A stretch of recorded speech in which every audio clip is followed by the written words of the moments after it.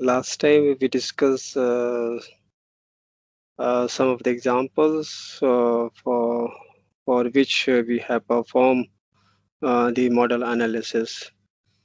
And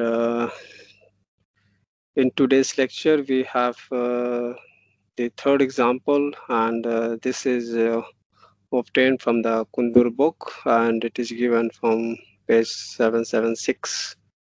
And this is a solved example. Uh, as shown in this figure, we have the generator, and there is an excitation system, and in fact it combines the turbine generator unit completely here. So excitation system, and we have a voltage regulator, the set point of the reference voltage, and in order to have the stabilization of power oscillations, so we have the signal from the generator terminal with the angular frequency, and then this stabilizer sends signal, voltage signal to the AVR section, and the generator is connected through line impedance to the line network to the infinite bus system. So this is an SMIB system with excitation and PSS included overall. As shown in the this side of the figure, we have the representation for exciter here, then the reference voltage signal, and then we have some constants here, right? The integrating constant, you can say, or we call it as K1 to K6 constants. We call it as case constants for SMIB system. And then we have it the representation for voltage transducer as a feedback signal to the AVR part. So this line shows the AVR section. Next, we have from the exciter circuit, we have the field voltage to the field circuit here of the generator. So this is the representation for the field circuit, and the output of the field circuit is the flux, direct axis flux, main field flux, and then we have some constants, case constants associated with field circuit as well. Following this section, we have the another representation, which is actually the inertia model of a turbine generator unit, and we call it as a classical generator model of a turbine generator unit here, right? And then from the output quantity of the classical generator model, we have two more constants, case constants, K1 and K5 here, being fed by K1 being fed to the signal over here, summation over here, and then K5 over here. So these constants accept K3, it depends upon the synchronous machine operating point here. Now for stability, both K1 and K1 and K2 constant, they must be positive. Self-excitation takes place if these system parameters are such that K1 and or K2 they are negative. Initially, self-excitation that takes place along the d-axis basically, and use of AVR effectively reduces the d-axis synchronous reactance, and as a result, with the use of AVR, the self-excitation may also start along the q-axis. Now, in terms of the stability characteristic, it can be said that it is these constants that define the stability of the system. And then, however, the system performance can differ for each operating point with the same exciter setting. Uh, it can be. Now, K5 constant, which we have this one, that can become negative under heavily load conditions, or you say it as when the delta change here is much large value. That is possible. So we will take the example for the discussion for SMIB with this as we move further. So here we have the representation for exciter system. So as you can see here that the complete SMIB system, we have it here, and including the PSS. So on the upper side of the slide, you can see that we have the PSS, power system stabilizer, that feeds an auxiliary signal to exciter section here. So thus, if you want to include the PSS, then the PSS output signal is fed to AVR summation here. And then as from here, you can see that this is the voltage transistor and the voltage signal from the generator terminal. In fact, it is in the del TE will be actually equal to K5 times del delta plus K6 times del psi FT here. So it is this voltage signal. And then we have the reference voltage here, and then exciter, which you have it here. So this exciter can be modeled in different form. We can have a detailed model of exciter, or maybe different types, type 1, IEEE type 1 type of exciters, or any other models of exciter system that can be considered here. But for simplicity, we will consider the simply a gain representation for exciter section here, rather than considering the dynamics of the exciter section. As you can see in the for PSS side, the power system stabilizer side, so we have the input signal, that is the angular speed from the generator here, and then we have three more subsections in the PSS, or three more stages, you can say. So we have the gain of the PSS, and then we have the force out filter part, and then next is the phase compensations part here. We will discuss more in detail later on about the design of the PSS, and then how the PSS works, and the system constants, case constants, which we have discussed for SMIB in the another lecture. Right. So with this, we move to the next slide. So from the example as given, we are able to obtain the state space matrix, and this is with both AVR and PSS included here.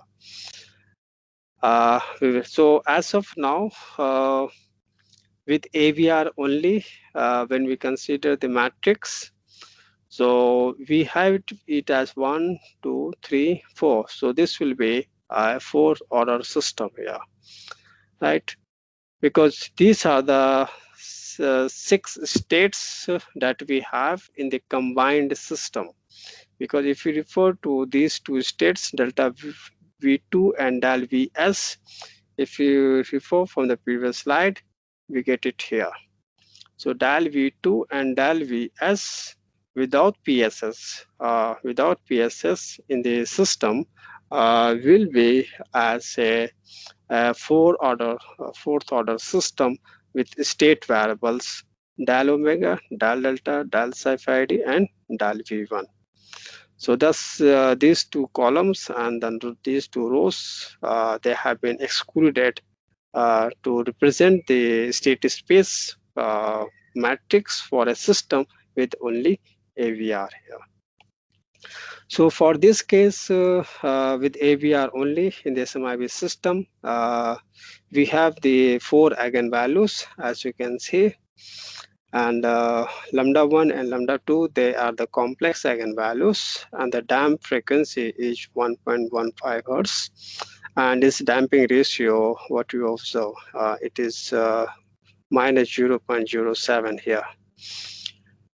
Now with this eigenvalue, we can say that with the system having only AVR, the response is unstable, and we have a frequency of oscillation at 1.15 hertz here, right? And next, if you recall from the participation factor, so participation factor tells you the information about the state variable that significantly participate to the given mode. And thus we can say which state variable dominantly participate to the mode of oscillation. So here you can see there are four state variables, and then we have four eigenvalues represented here. So for the case of complex eigenvalues lambda 1 and lambda 2, we find here that their amplitude is much more than other state variable for the elements in the matrix here, because this these elements, they correspond to del omega, and these elements correspond to del delta for the eigenvalues lambda 1 or lambda 2 here. So from here we can say that the del omega or del delta, that is angular speed or the angular rotor angle, both have the maximum participation factor to this mode of oscillation here, and thus we can say that it is these two state variables which will dominantly participate to the mode of oscillation at 1.15 hertz here. Then there are other two eigenvalues which we observe. They are just the real eigenvalues, and we find here that these two state variables of the system, they have much higher amplitude for these two eigenvalues with respect to this one here. In fact, this one. So thus it can be said that for lambda 3, it will be this state variable which is participating dominantly, and for lambda 4, it will be this state variable which is participating dominantly here. But these two modes, lambda 3 and the lambda 4, they are actually not associated with any oscillatory mode here, and thus they are actually as non-oscillatory modes which are actually associated with AVR circuit and the field circuit, and they decay out soon here. So that information about the oscillation of a state variable to the given mode, we are able to achieve with the calculation of participation factor here. So from here, now we know that it will be these two state variables in the system which will participate to the mode of oscillation here. However, other two state variables, they do not participate to the mode of oscillation here, because we find that this is the mode of oscillation, but we want to know which state variable will participate to this mode of oscillation, and thus with the numerical values, that means the magnitude of these elements, from here we can say that it is the speed and the rotor angle, they participate to the mode of oscillation, yeah, of 1.15 hertz. We move to the next one, and now in this case, here we have the SMIB system with complete uh, configuration of the components, and here we have the example with the AVR and PSS as well included, because from the previous slide we find here that with AVR only the response is unstable because the damping factor is negative here. However, with the PSS included, and then for the given design parameters, so the PSS for which this example has been solved. From this, we have the state matrix, and then we can see that these are the two states which are obtained from PSS here. And now we have 1, 3, and this is 6 order system. Yeah. So thus the eigenvalues which are calculated, there are 6 eigenvalues here. And then we find it that lambda 2 and lambda 3 and lambda 5 and lambda 6, these are the oscillatory modes. And lambda 1 and lambda 4, they are non-oscillatory modes here. And then for this sets of eigenvalues, lambda 2 and lambda 3, the damped angular frequency is 1.05 hertz with a damping factor of 0.15. However, from these eigenvalues, we find that the damping frequency is 2.04 oscillating frequency, and but its damping ratio is 0.84. So this is much higher damping factor, you can say. But for this eigenvalue, and thus for this oscillatory mode, the damping factor is much lower, right? And here we find it that for this system, we have two oscillatory modes, 1.05 and 2.04. But the mode which is of 2.04 hertz, it has much higher damping ratio, and thus we are not bothered about the damping of this mode, because whenever if the disturbance takes place, this oscillatory mode will be observed, but it will decay down very fast because it has much higher damping ratio. However, for this case, if whenever disturbance takes place, there will be an oscillatory mode of 1.05 hertz, and this mode will last for longer duration because the damping ratio is much lower, and thus we will have a more number of swings being observed after following the disturbance that takes place. So thus it will be our objective how we can improve the damping factor of this oscillatory mode, that we can achieve with the use of more effective controller design, that means with the setting of PSS gains that we can do. We move to the next slide. Now, thus with the AVR and the PSS included, we find here that these are the 6 state variables, and then we have the eigenvalues. And from the previous slide, when we referred lambda 2 and lambda 3, so for lambda 2 and lambda 3, these are the oscillatory modes.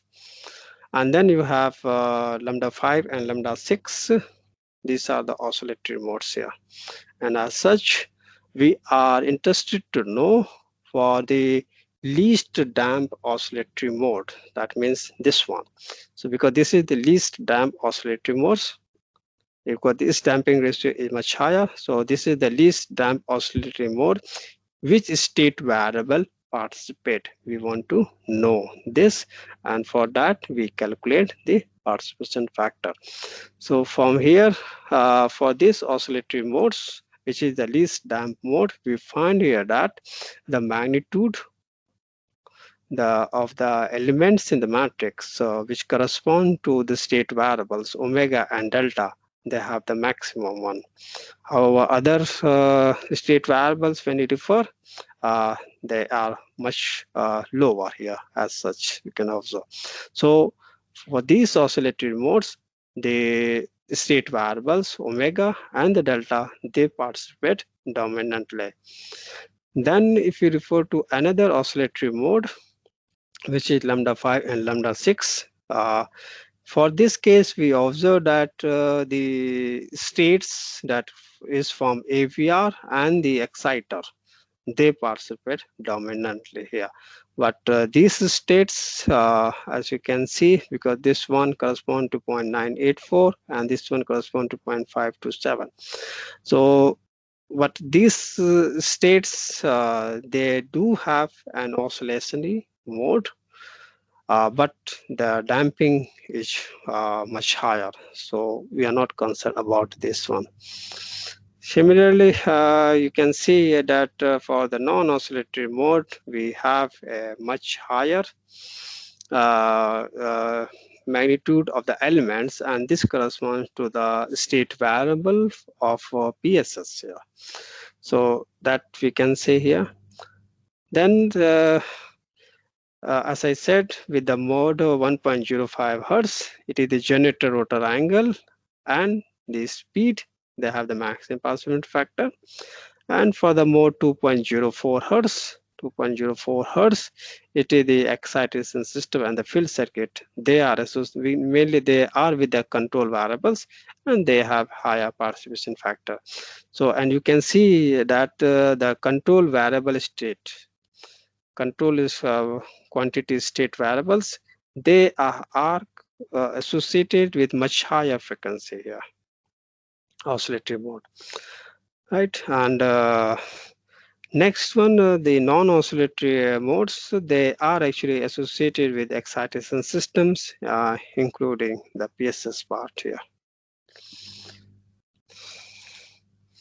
We move to the next slide now.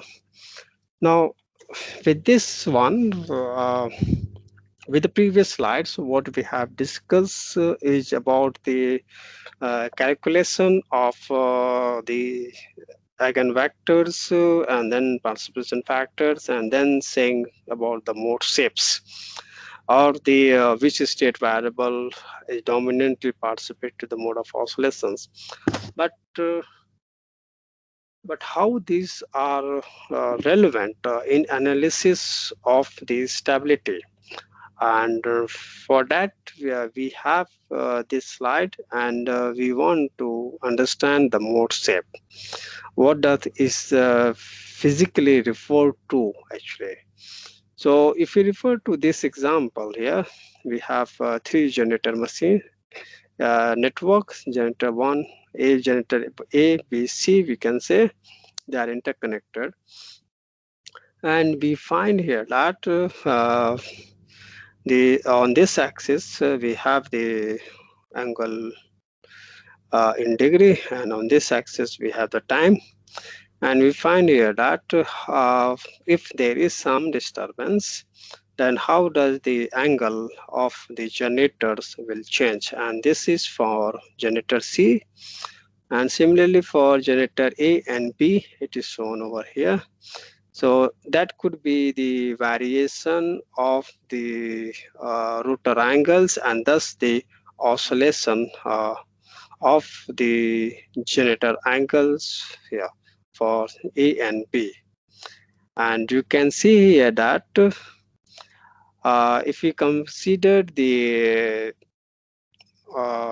oscillatory mode, we can find that during the initial period, if you look at this oscillatory mode angle shift, it is swing, it is towards positive, however this goes negative. And so we can say that at least up to somewhere here or here, up to this much time period, the mode of oscillation, that means you can say actually they are about the same frequency here. These two generators, they are oscillating at similar frequency, similar hertz, but the phase of oscillation is opposite here, right? However, after this instant, we find that the two generators, they will be oscillating on the same phase. In fact, because the change in the swing of the two generators, they are in similar form, similar. But again, here it becomes opposite here. Then thereafter, we find that there is a, in fact, trend goes up, but here it is different. But if we refer from this side again, we find that trend is upward and then downward and then upward. So from this onwards, you can say that these oscillations, they are in the same phase, and in some part, in some part here, they are also they are in opposite phase here. So it is very difficult to know uh, which generators will be oscillating in the same phase of oscillations and which one in the opposite phase of oscillations. And as you can see in this example, we have the two generators.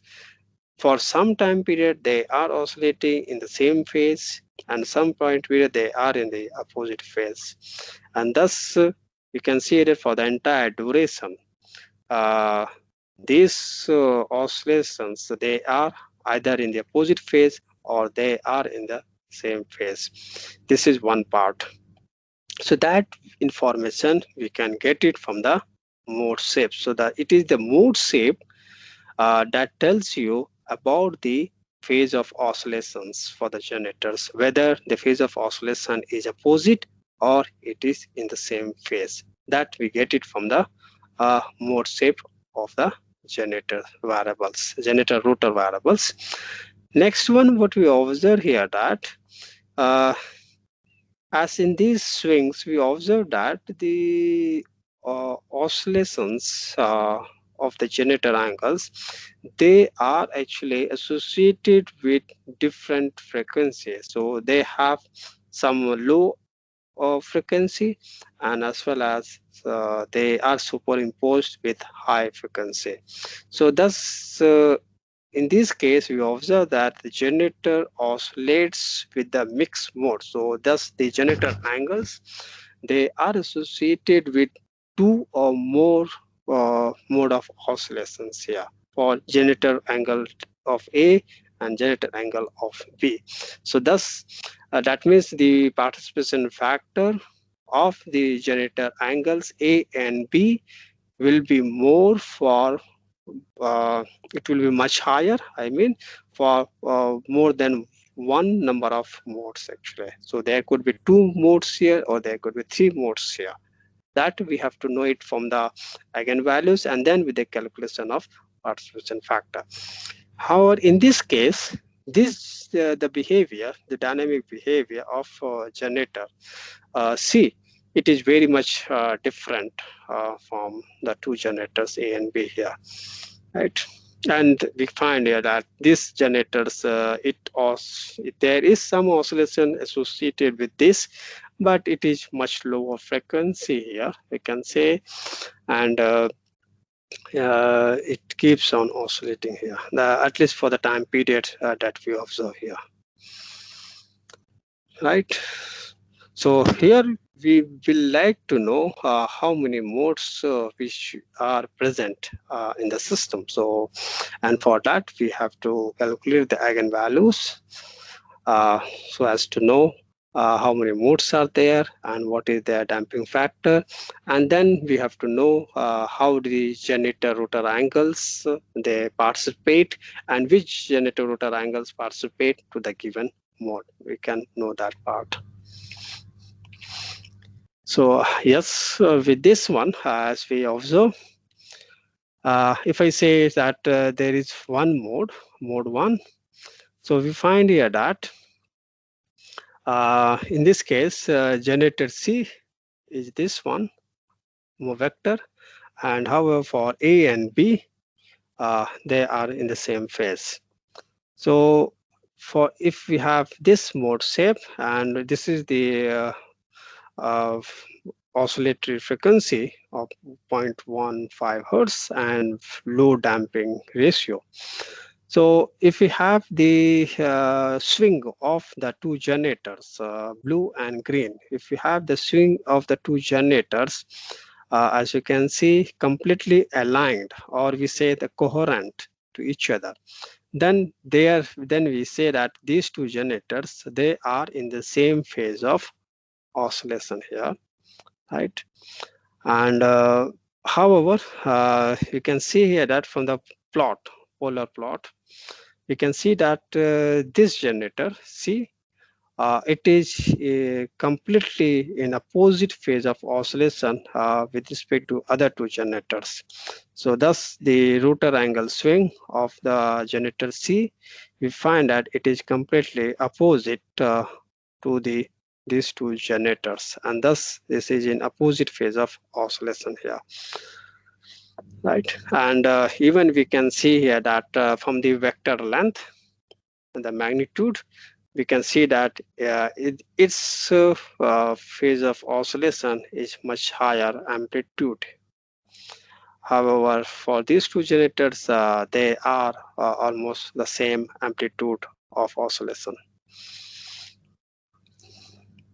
This is with one mode, and if we have second mode, as I said that because this response is a mixed mode, it is associated with a mixed mode, and thus first mode is the 0.15 hertz. Second mode, we have it of much higher, it's a little bit higher, 0.35 hertz, and also a higher damping ratio. And with this case, we observe that for this mode of oscillation, the two generators, they are not exactly the same phase, but they are split. They are split with respect to each other, and thus we can say they are phase displaced with respect to each other, right? And thus their rotor angle swing. You can see that this is positive, and this value is something here, it is coming out to steady state value. So thus there is a phase shift between the mode of oscillation for the generators. And moreover, we observe that for the generator B, its oscillation is much more damped out after 15 seconds. However, generator A is still associated with few swings after 15 seconds. Similarly, if you refer to the generator C, which is opposite, we can say, with respect to A and B, and it's the rotor angle variation, and it can be said that even this generator, it gets damped out after 15 seconds. So this is the response that we get it for mode 2, a little bit higher mode. And next one, if we refer the mode 3, so here we find that the third mode is 0.8 hertz, and it has much higher damping ratio. And for this case, we observe that it is this 0.8 hertz mode of oscillation is observed only between the A and B generators. We don't have it for C generator, and that's why for the C generator we don't have any swing or any rotor angle variation. However, for generators A and B, for this mode of oscillations, we find that they are exactly 180-degree phase shifted, that means opposite phase. And with the variation of the rotor angle, we can observe here. So, and thus for this mode, they are in opposite phase of oscillations.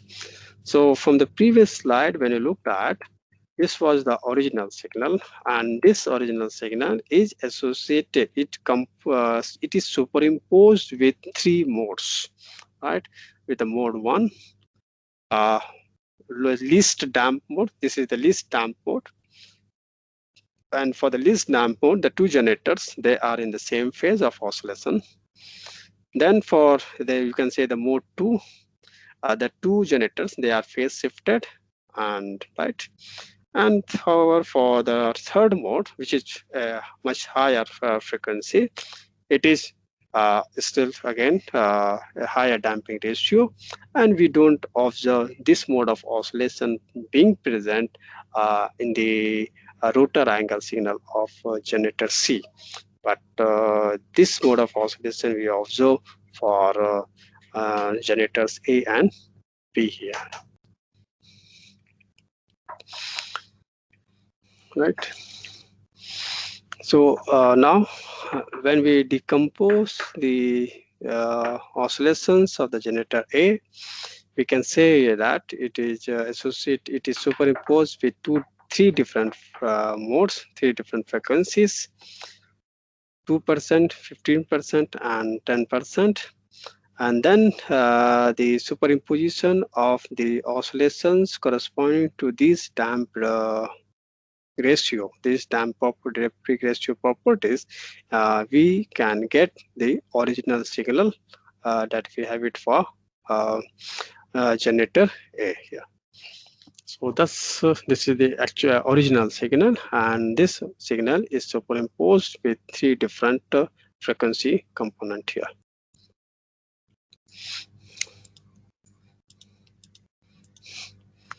We move to the next slide. And here I have one more example that we have for small signal analysis.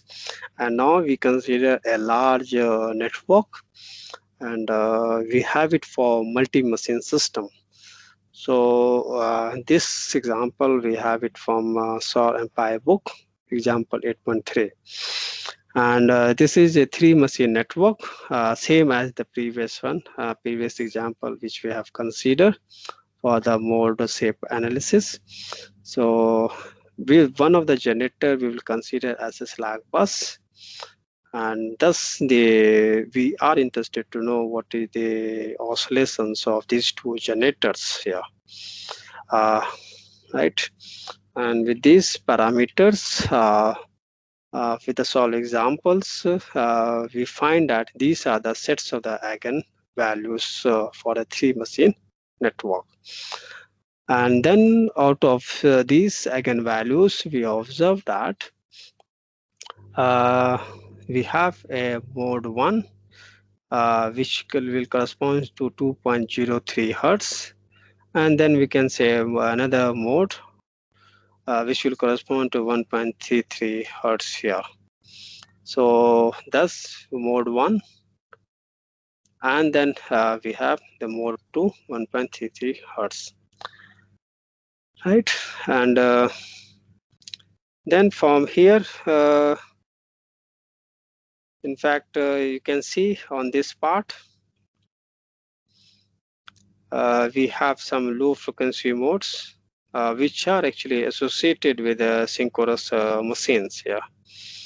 Now, what we have actually, because this is 3-machine system, so we have all these state variables.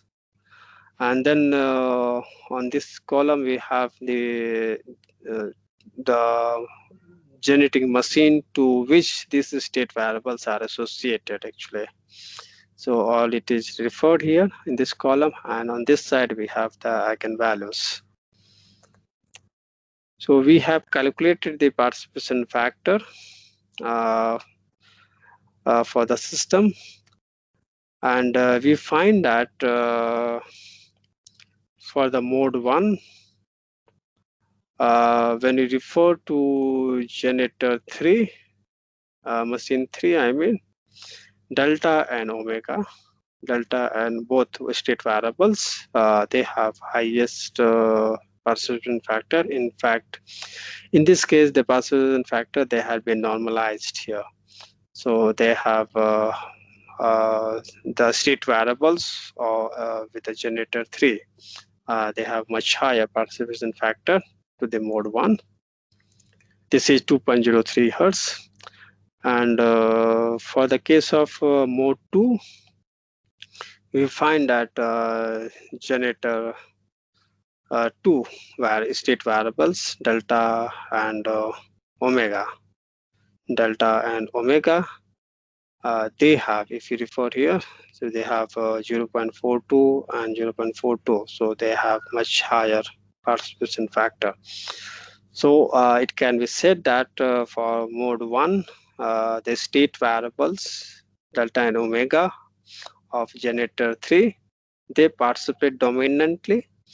And for the case of mode 2, the state variables delta and omega of machine generator 2, they participate dominantly to the mode of oscillation of 1.33 hertz.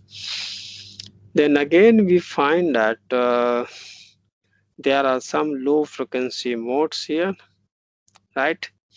And they are, however, associated with the state variables from synchronous machines here.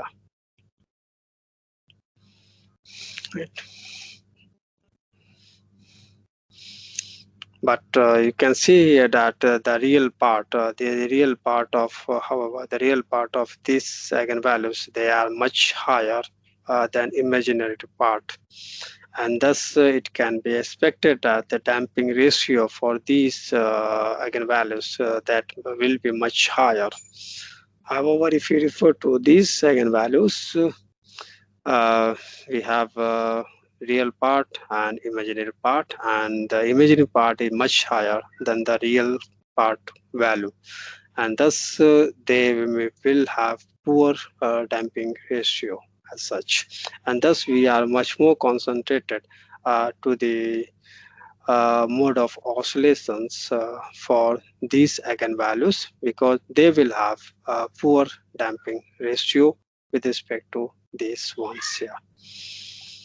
Though even though they are associated with low frequency mode, but we are not concentrated because they will have much higher damping ratio. It will be more than 20%, so or more than 10%, 15%. So we are not concerned about this. Will not be a serious issue.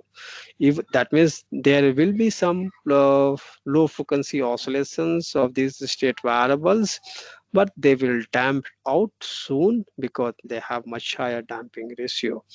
However, these state variables, though they are of low frequency, but their damping ratio is poor, and thus their oscillations, the swing of angle or the speed, angular speed, it will exist for a longer duration following the disturbance.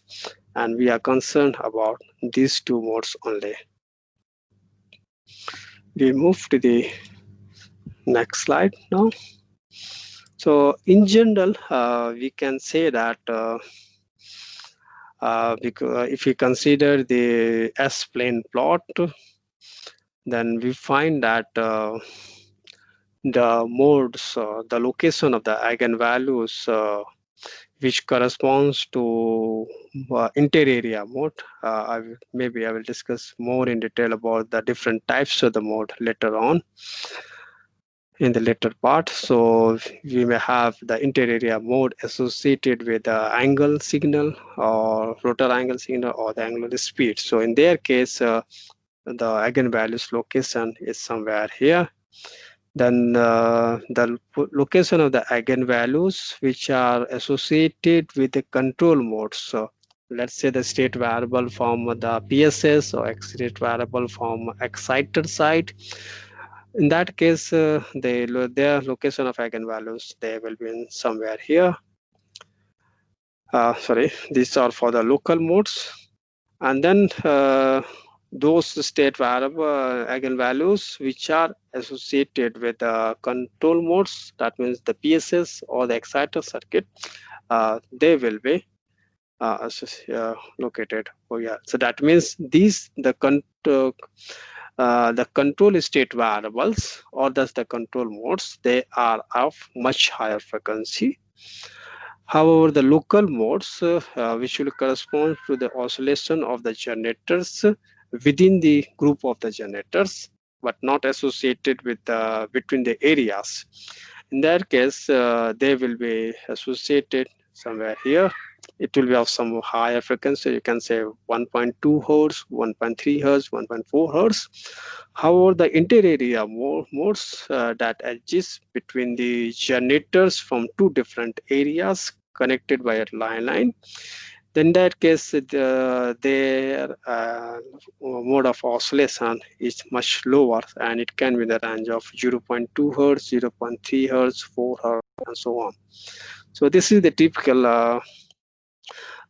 typically we can say in a power system, we find the position of the eigenvalues corresponding to the different states. Yeah. So here we have another example, which I have it from the really small project, and then the papers which were published while the work was carried out. And in this case, we have the 14 generator model of Southeast Australian Power Network. And in fact, we can download the data of the complete network from these websites, and then we can use MATLAB to plot the eigenvalues in the S-band, and then discuss something on stability here. And also with this calculation of eigenvalues, we can determine what are the least damp modes, and then what are the inter-area modes here. So as you can see here in the system, we have actually 5 areas. And you can see this is the area 1, which is a large generator, and then it is connected to some of the generators in the area 2, and then area 2 is connected to this tie line, and then it is connected to area 4. And on this side, on this bus, we have some more generators which are from area 3, and then area 3 is connected to this line with the some generators in the area 5. Now, for this case, we have performed some study, and I like to discuss those results. And so we have the state space representation of the complete network, and we had perturbed the system with some random changes applied on the generator in the area 1, and it was reference voltage change of very small magnitude, 0.02 per unit or 0.03 per unit magnitude we applied on the reference voltage change, and then the corresponding variation of rotor angular speed for the generators, they are plotted here. So this is the dynamics of the generator. As I said, we have given some disturbance to the reference voltage of generator in the area 1 here. So we find here that the generators, this is the generator 1, and since the generator 1 is this generator 1 is close by to the generators in the area 3, and thus their dynamics are very much similar. And next, all the generators in the area 2, they are very much similar. Then all the generators in area 4, they are similar, and all the generators in area 5, they are similar. So thus this classification of saying that which generator belongs to which area, that is on the basis of coherency. That means coherent behavior of the generator swings or generator rotor angles variation. So we find here that all those generators which have the similar variation of the generator speed signal, they are coherent to each other, and thus they belong to the same area. Similarly, all the generators which have the same dynamic variation of the angular speed, and thus they are coherent to each other, and they can be in the one area, that is area 5. Similarly, we can also say for the generators in area 4 and area 1 or 3 here. In this case, we did some model analysis, and then from the downloading the data, and then after computing the eigenvalues, we have the row wise. Intermediate row I have not referred here. So we have the eigenvalues, the damping and damping ratio and the frequency here. So we find that for the row 102 and 103, this is the damping ratio, and this is the radian per second mode of oscillation. And then for row 112 or 113, we have this is the damping, and we have the mode of oscillation 0.6 hertz something from here. So let's just say this is your mode 3, and then further we have row you can say 126, 127. So here we find that it is much lower damping ratio, and it is associated with frequency 0.38 hertz. And then at row 128, 129, it is associated, it has a frequency of 0.29 hertz. And this, let us say, mode 2. So depending upon the damping ratio value, so we have set mode 1, mode 2, and then another mode which we had it previously in this slide, it is mode 3 here. So we have 3 modes which are less than 1 hertz. So this one, these are the 2 modes less than 1 hertz, and then another one mode which is less than 1 hertz, and we can say low damping ratio.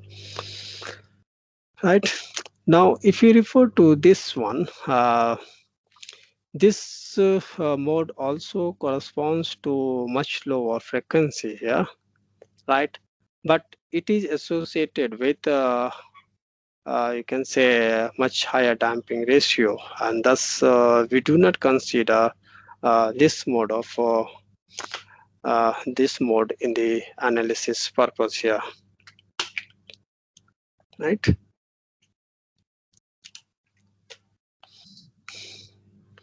So thus we are concentrated only on 3 modes. And similarly, it can be said that on this row, again, it has much lower frequency, but it is associated with higher damping ratio, and thus these two we don't need to consider, right? And then thus we have 3 different modes which are of less than 1 hertz, and then damping ratio less than 0.3. So we have them plotted. So we can see that all the 3 modes, they are less than 1 hertz, and their damping ratio is less than 0.3. Perhaps we should be more concentrated on this mode here, and that's why we have referred it as this is the mode 1. And thus we need to design the controller for damping out this oscillation, because it is much poorer than with respect to these 2 modes, mode 2 and mode 3. Now if we move further, and we have some more analysis. So in the earlier slide we discussed about the mode safe of the generators, and thus we want to know in a large machine network how do the generators oscillate with respect to each other. And thus for the mode 1 we have calculated the mode shape, and we find that these are all for 14 generators, and we find that this is for generator 1, and then for all the generators which are in area 2, then the generators in area 3 here, 4 here, and this is very small for area 3, and then for all the generators in area 5. So from here we can say that for this mode, the generators in area 5, they are dominant because the amplitude of the vector, it is much higher.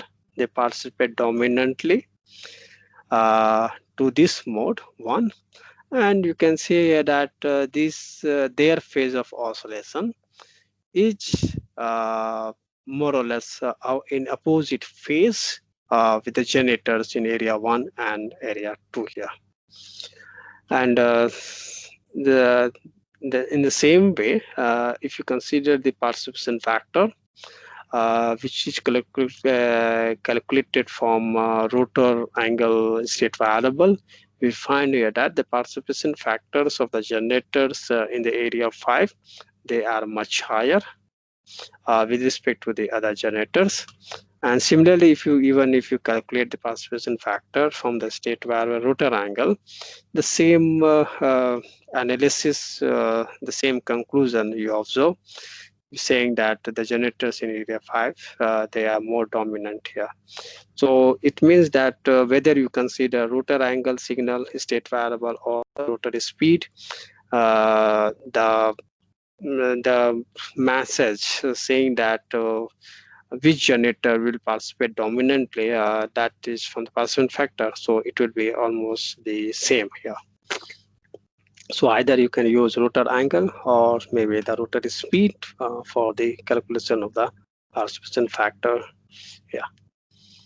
So we move to the next one, and then we have the this figure to know the what is the participation factors for all the three modes between the generators. So we find here that it will be generator in area 3, which is highest participation factor to the mode 3. And then however for the mode 1, so as I said, so it is the generators in area 5, they are dominant. And similarly for the mode 2, it will be the generators in area 4 that will be dominant, or that will be the maximum participation. Similarly, if you consider the calculation of participation factor from the speed signal, so we get the same information. So saying that for the mode 3, it will be the generator in area 3, and for the mode 1, it will be the generators in area 5. However, for the mode 2, it will be the generators in area 4. So from here, we see that we have three different modes, and we can see that it will be the different generators, right? Different generators in different area, they will participate dominantly. In other words, for the mode 1, the generators in area 5. For the mode 2, generators in area 4. And for the mode 3, it is the generator in the area 3 that participate dominantly to the modes for a given mode, can be said. We move to the next slide now. Similarly, we have the study for a Nordic grid, and in this case, it is about the inter-area power oscillations. And in the case of Nordic grid's power network, we have there are several of the modes, but least damp modes, or the modes that I had performed my study. So we had it for one mode that is between the generators located in the southern of Finland and southern of Sweden, being being at oscillation of 0.3 hertz when there is a power flow from Finland to Sweden. Similarly, there is another mode of oscillation, 0.8 hertz, between the north of Norway and north of Finland when there is a power flow from Norway to Finland side here. And because of these oscillations that exist during the power flow, there is a limits on the power transfer that can take place. And thus we have it from Finland to Sweden, as I said, 0.3 hertz, and then Norway to Finland, that is 0.8 hertz. So we have the Nordic grid model of 32 generator, that is the base case we have considered. And then we have the frequency of this much, linear about because for the given operating conditions, we obtain the frequency of 0.4 hertz, which is more closer to 0.3 hertz, and it has a damping factor of very low value, as you can see here. So with this case, we had perturbed the system, and we find that the variation of the rotor angle for the generators, and you can see that on the basis of the coherence variation of the generator rotor angles here, we have grouped them, right? And we can see that in some cases these oscillations they are associated with they are associated with more number of modes, and that is the mixed mode, we can say. And the same way we observe here, because one is this mode here, and then there are some intermediate mode as well being observed here. So that means some low frequency and some higher frequency being superimposed here. Similarly, we observe in this case also here. And then we did the calculation for the perception factor, and we have this normalized value we have indicated here for two different conditions, 2% change in the load and 5% change in the load, using rotor angle and the rotary speed. And then we have calculated there, and we find it that it will be this generator that participates dominantly. Now, in respect to the mode shape, we find that the generators which are located in the Finland and the generators which are in the south of Norway or the Sweden, they are more or less in phase opposite oscillation here. So that information we get between the generators here. Similarly, in the case of, we have another example from north of Norway and the north of Finland network. And when we are not using the grid in the ring, so in fact, I have this slide from Jukka Turunen. And in this case, we have the oscillations in the north of Norway and north of Finland. And we find them that they are in the same phase. So from the mode shape, we can know that those generators which are in the north of Norway and the north of Finland, they are in the same phase of oscillation here. But we don't have any clear information about the oscillation in the opposite phase between the generators here and the rest of the system, because these are much lower magnitude here. So we don't have any clear indication about the opposite phase of oscillation for these generators. Even then, north of Finland and the north of Norway, they oscillate in the same phase. Increased power transfer from Norway to Finland, it is greatly reduced, decrease the damping of 0.8 hertz more. So that means if we have more power flow from north of Norway to Finland, it will reduce the damping of 0.8 hertz more, and this will be a serious concern here. However, when we have the ring connection, then in that case, damping decreases slower with increase in the power flow from Norway to Finland.